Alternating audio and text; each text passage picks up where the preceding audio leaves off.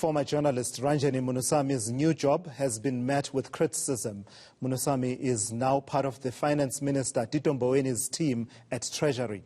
A cloud hangs over the former Sunday Times and Daily Maverick journalist after she was implicated at the state capture inquiry. Her new gig was revealed when Mboweni tweeted a picture of her in a meeting. It's understood she's part of his speech-writing team ahead of the medium-term budget policy statement. For reaction to this, I'm joined now by the Democratic Alliance's Geordin Hill-Lewis. Geordin, thank you so much for joining me. So, Ranjeni Munusamy is now part of Minister Tito Mboweni's team, what he calls the core team that is working on the medium-term budget policy statement. What is your sense as the Democratic Alliance? Is this someone who has been censured enough in public and is now on the path of redemption and, perhaps deserves an opportunity? Or do we still have a lot of answers that have not been, a lot of questions that have not been answered? I think it's the latter, Thulaziswe. There are very serious questions that Ranjeni Munusamy faces about her conduct and her finances and her involvement with crime intelligence. Now, many people may think, well, crime intelligence is the police. What's wrong with that? But as we know, under its former leadership, under President Jacob Zuma and Richard Mdluli, crime intelligence was basically organized crime. And so any involvement with crime intelligence, I think, under that period, I think is very suspicious and needs proper investigation. And it has not been ventilated, as you said in your introduction. Now, Ms. Munusamy has provided an explanation, but it is frankly quite bizarre to say that someone paid 150,000 Rand into your vehicle loan account and you didn't even know about it and they didn't tell you. It's very strange, to say the least. So I think it needs to be properly ventilated and interrogated and investigated, and it has not done so. But here's the key thing. This is not actually about Ranjeni Munusamy. It is about Tito Mboweni. He is the custodian and the guardian of the integrity of the National Treasury.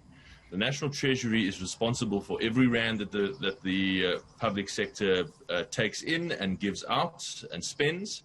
And it is absolutely imperative that its integrity is beyond question. And I think that it is a big error of judgment to now have this question mark hanging over the integrity of the National Treasury. And that is, unfortunately, at the door of the Finance Minister, Tito Mboweni. Yeah, but the Finance Minister, here's the thing, though, Geordin. The Finance Minister has, under these questions, this barrage of questions, had to issue some kind of a statement, really. It's terse. It's a few lines. It basically says Ranjeni Munusamy has been appointed as the community outreach officer and cites the ministerial handbook as giving the minister discretion, which is not, a lie, that, the minister has that discretion to constitute certain, positions inside the ministry. What did you make of that statement? Yes, I think you captured it perfectly in your introduction. These ministers are able to make these appointments. The question is it appropriate? Is it demonstrating proper guardianship and ownership of the integrity of the Treasury? And I think it is not.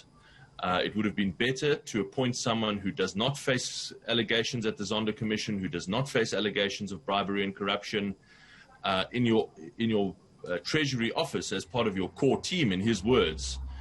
If you want to be the example and set the example as National Treasury to the rest of the government about how to conduct yourselves financially and how to fight corruption.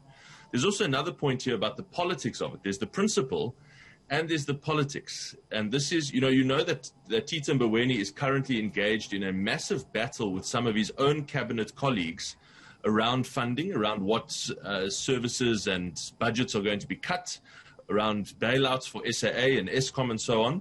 And he has given them a massive victory, a huge psychological and political victory now, because he has allowed his own office to be tarnished in this way.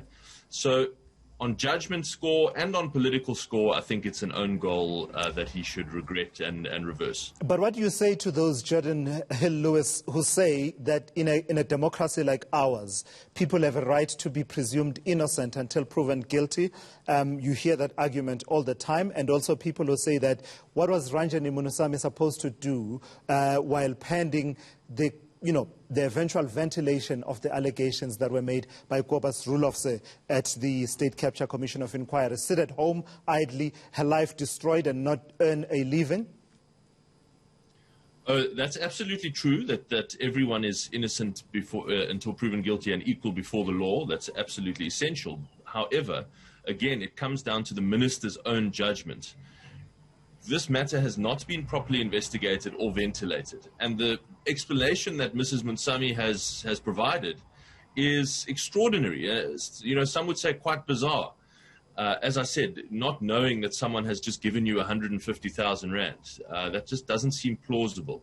So it would have been better to exercise good judgment on the part of the minister now, exercise good judgment, protect and defend the integrity of the Treasury, and wait for this matter to be settled before making the appointment. I think that would have been wiser. So what are you going to do about it, Geordin Hill-Lewis, as the opposition? I mean, there's a sense that you can make all the noise that you want. The minister has decided. Yeah, that's true. As you said, the ministerial handbook does give him this power. What I'd like to do is get an understanding of what she actually does for the Treasury, get an understanding of her job description, because she is formally employed as a community liaison officer, which the Treasury actually doesn't need. You can understand why the Minister of Housing, for example, who deals with communities around the country every day, might need a team of community liaison officers to help with that work. But the Finance Minister, not really the same.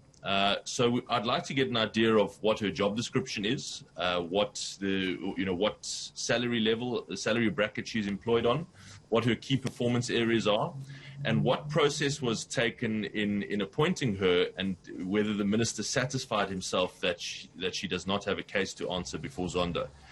And we'll take it from there.